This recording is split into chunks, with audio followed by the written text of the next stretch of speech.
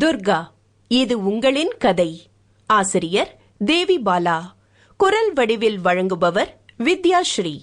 துர்கா ஆஞ்சநேயர் கோயிலுக்குள் நுழையும் போது இரவு மணி 7:30. ஆபீஸ் முடித்து வருவதற்கு தாமதமாகிவிட்டது. ஏப்ரல் 12 ஸ்ரீராம நவமி நாள். கோயிலில் சரியான கூட்டம். அசோக் நகர் ஆஞ்சநேயர் கோயில். பூஜை செய்யும் கண்ணன் துர்காவை பார்த்ததும் ஓடி வந்தார். இப்படி வாங்க துர்கா.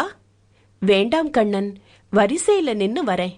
எல்லாரும் கால் கடுக்க நின்னு வரும்போது நான் மட்டும் நடுவுல புகுந்து வர்றது முறையில்ல.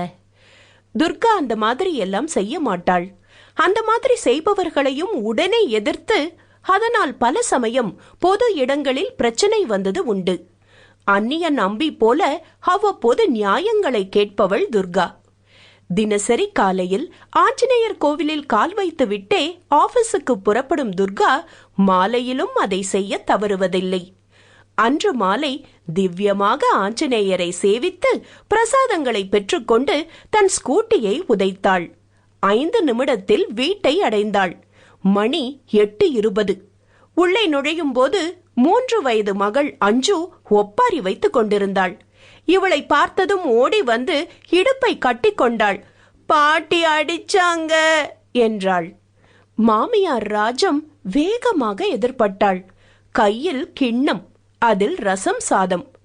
1/2 மணி நேரமா போராடுற, ஒரு கவளம் கூட சாப்பிடல. இப்ப நீ உள்ள நுழைஞ்சதும் என்னை பத்தி புகாரா? ஊர்ல ஒருத்தர் பாக்கி இல்லாம திருமதி செல்வம் பாக்குறாங்க. எனக்கு கொடுத்து வைக்கல. அட, இன்னைக்கு ஸ்ரீராம நவமி நாளாச்சே. அடுத்த தெருவுல உள்ள ஆஞ்சநேயர் கோயிலுக்கு போலானா அதுவும் முடியல. நடேசன் உள்ளிருந்து வந்தார். ஏண்டி ஒப்பாரி வைக்கிற நீ? நான் ஒப்பாரி வைக்கல. வேலைக்கு போற மருமகளுக்கு மாமியாரா இருந்தா கடைசி காலம் வேதனை தான். பிள்ளைங்களை வளர்க்குற வயசா இது? சரிடி, வேலைக்கு போற மருமகளோட பணம் குடும்பத்துக்கு வேணும்னா ஆஞ்சநேயர், திருமதி செல்வம் எல்லாத்தையும் தியாகம் பண்ணித்தான் ஆகணும். அவ சம்பளத்தை கொண்டு வந்து எனக்கா தரா? அதுல நான் பட்டு புடவையும் நகை நட்டும் வாங்கியா போட்டுக்கிறேன். பேச வந்துட்டீங்களே. துர்கா எதையும் பொருட்படுத்தவில்லை. அஞ்சுவை உள்ளே தூக்கி கொண்டு போனாள். அது சமாதானமாகி விளையாடத் தொடங்கிவிட்டது. சேலையை மாற்றி முகம் கழுவி பொட்டு வைத்துக் கொண்டு சமையல் கட்டுக்கு வந்தாள். மாமியாரின் இந்த புலம்பல் தினசரி சங்கதிதான். சில சமயம் உச்சகட்டத்தை கூட எட்டும். துர்கா பதிலே சொல்வதில்லை. நாத்தனார் சுதா ஒரு ஆடிட்டரின் உதவியாளராக இருக்கிறாள். உள்ளே நுழைந்தாள். அம்மா, பசி உயிர் போது, என்ன வச்சிருக்க? என்ன கடிச்சு தின்னு. நாங்களும் மத்தியானம் சாப்பிட்டதுதான். உங்க அண்ணி இப்பதான் வந்தா, அவளையே கேளு.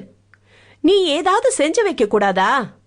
இந்த வயசுல புள்ளைய பாத்துக்கிட்டு வீட்டை நிர்வகிக்கிறதே அதிகம். சமையல்காரியாவும் ஆக்க பாக்குறியா?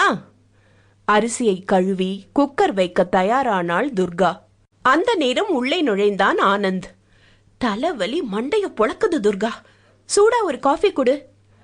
குழந்தை ஓடி வந்து அவன் மடியில் உட்கார, அவனை விட்டுட்டு உங்க அம்மா கிட்ட போ, அவனே களைச்சு போய் வந்திருக்கான்.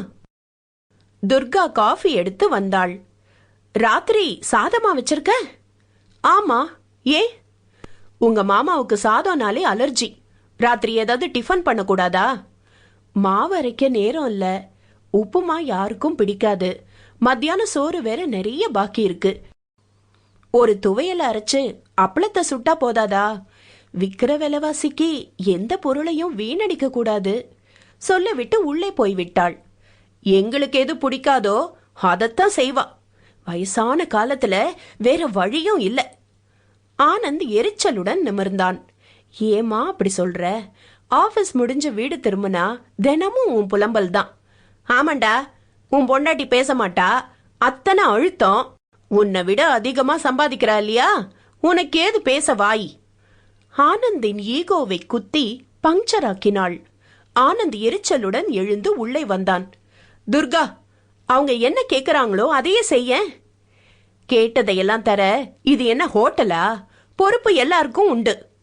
மெதுவா பேசு, அம்மா காது. Sample complete. Ready to continue?